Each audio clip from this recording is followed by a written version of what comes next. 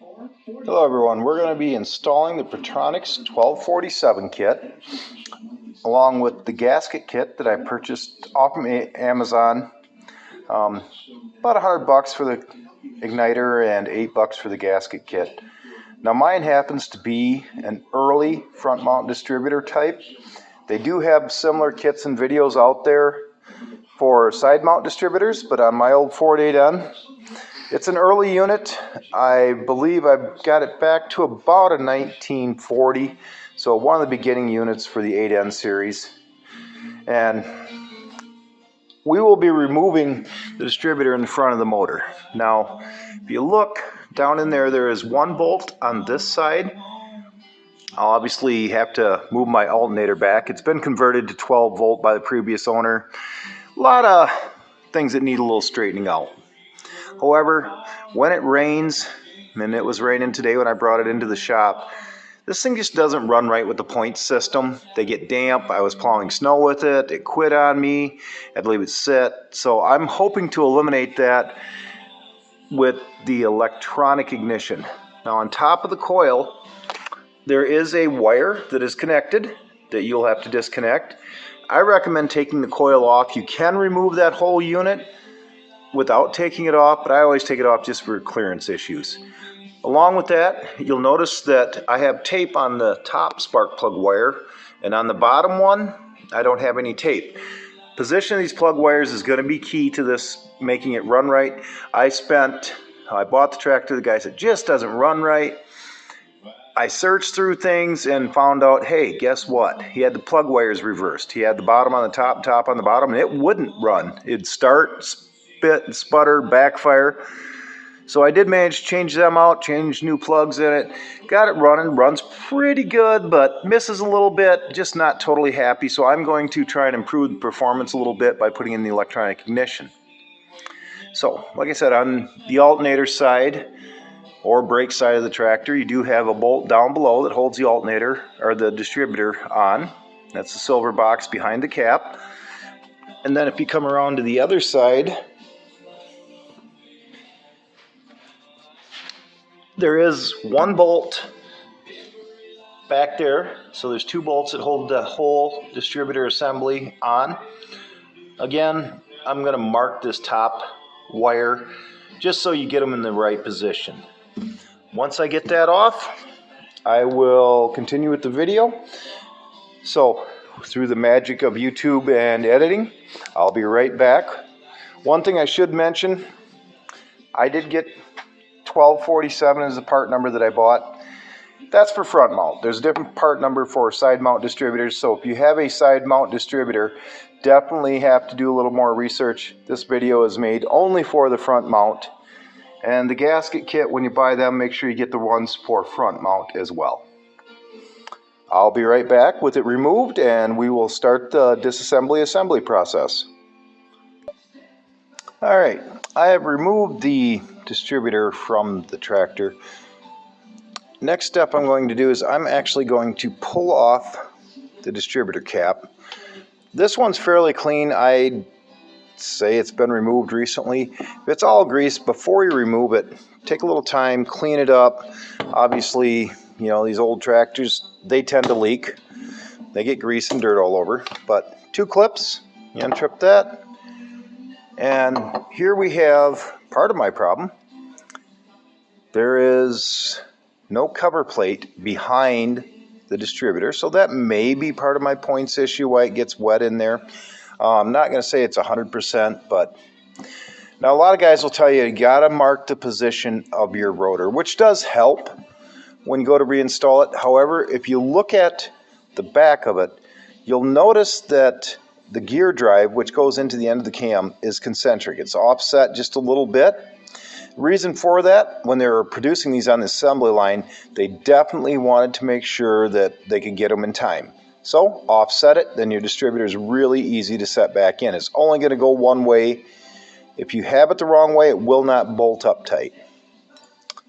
So with that, and you'll have to forgive me because I'm trying to work this one-handed. First thing you'll want to do is just pull your distributor cap off. Now I do have an old gasket there from one of my prior tractors that gasket should be sitting behind here. It's a shield, and for some reason this just doesn't have one in it. Don't know why, but I will pull this distributor, the rotor off, rotor bug.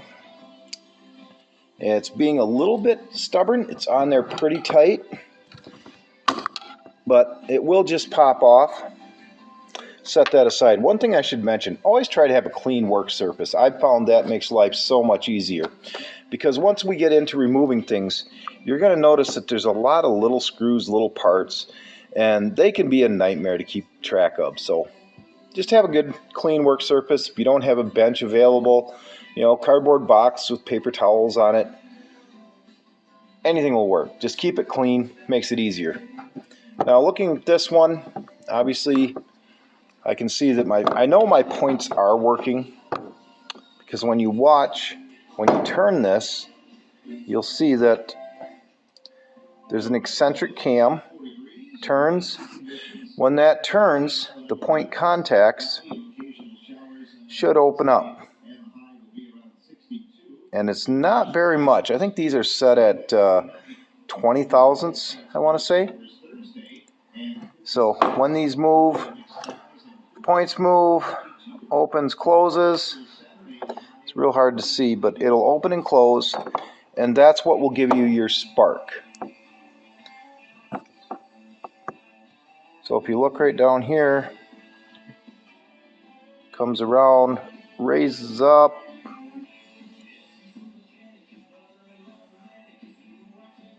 opens, closes. So there's very little movement, but that system worked great for a lot of years. Nothing against points. A lot of older generation can set them. For us newer handicapped generation, we're going to what is called a Pertronix. It's an electronic solid state ignition. So instead of having points, you'll have this, which is a magnetic pickup. Sends out a signal. It'll tell the coil to fire. Comes with, right here, this is magnetic. This will slip down on there. Every time this spins around, magnet sends a signal here, tells it, hey coil, you need to fire. So with that, we're going to start removal. I'll pause the video for a second while I get my tools set up and get things ready to go. Alright everyone, I'm back. This is going to be a two-part video. I'm hoping to get through most of it today. It's not a very long process. Now, looking through the instructions that are included, page 1 goes through the removing the distributor, taking the breaker plate off, making sure you take off the condenser. So this part of the video will be just the disassembly. I will have to modify my distributor because the red wire from the coil plate, from the igniter, goes on out, comes out through right there. Now that would typically have a vent in it. That was put in the later models. The early models didn't have it, so I'll be drilling a hole through there. I'm also going to clean up just a little bit more on this distributor. So for right now, I'm going to remove the condenser. Now the condenser has a screw on it right here. Take that off, and then this black brass contactor screw, which they give you a new one in the kit, has to be removed. Then you can take the condenser out. So for that, I'm going to try and set things up so you can see as I do this.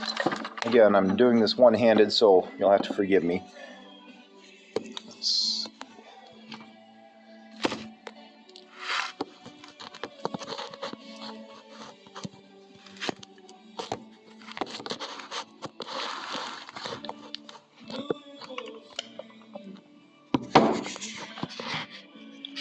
So what I'll be doing is just simply taking this screw right here off.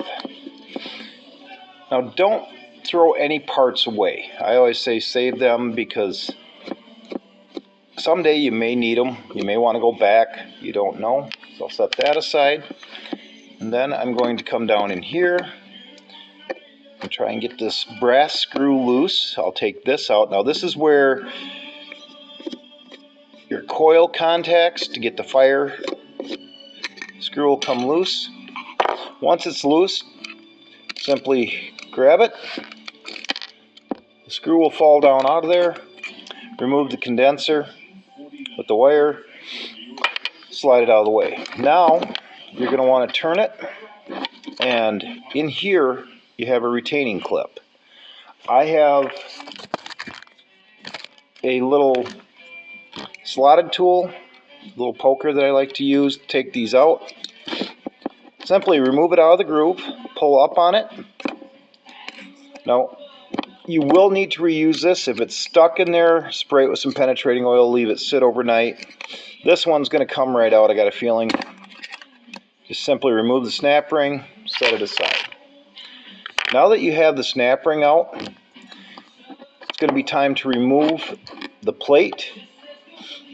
And these plates, they can be kind of tricky to get on and off, but they will come out once you remove this screw, which is your static timing screw.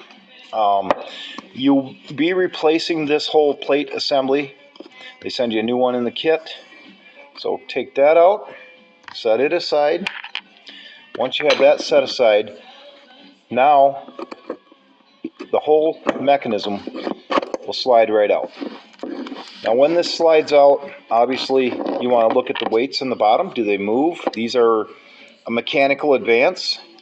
So as you spin the tractor up, it'll go faster. These weights will move in and out based on a spring, and that advances your timing. If these weights are stuck, lube them up and you should be able to get them moving. They have a slot here and here, and they just slide back and forth and they open up. And that will actually advance your timing or slow it down. So this one, pretty good shape. I don't think I'm going to mess with it too much. We'll be cleaning the inside. It's a good time also to inspect your bushing. This distributor does have a small crack in the casing. I would recommend replacing the distributor housing.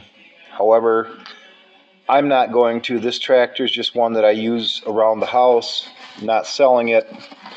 Clean out the bushing, make sure it's clean inside, doesn't show a lot of wear. If it does show wear, these bushings can be driven out and replaced. So, with that, now that I have that apart, I have the distributor plate out. I'm going to need the distributor itself. So this will just slide off. When it slides off, inspect your shaft for grooves, wear. Good time to clean everything up, lube it up, because you will be reusing the weights. And that's about it. It's pretty simple to take apart. Like I said, save your old parts. Remember, you're going to want them down the road. You might need something for a weight or trash. But this is the original setup. I'm going to save all the points. My distributor cap obviously has been replaced. A lot of these, you'll notice that the number 2 is cracked or damaged. This one's not. And some of the replacement caps, they have 1, 2, 3, 4. So they tell you what order the plugs go in. Check the inside of your cap. Make sure there's no corrosion. These all look really good. I know this cap was replaced. I did that a month or 2 ago. So I'll be reusing my cap as well. All right. Well, that is the basic disassembly. I'm going to clean the parts up. I prefer to use non-chlorinated brake parts cleaner. That'll get the grease off. When I get everything cleaned, then I will re-lube it, as this will go back down into there. And as it goes in, while it's spinning, you want to have some lubrication on it. So that's all I have for this video. Second video will be coming soon. Thank you.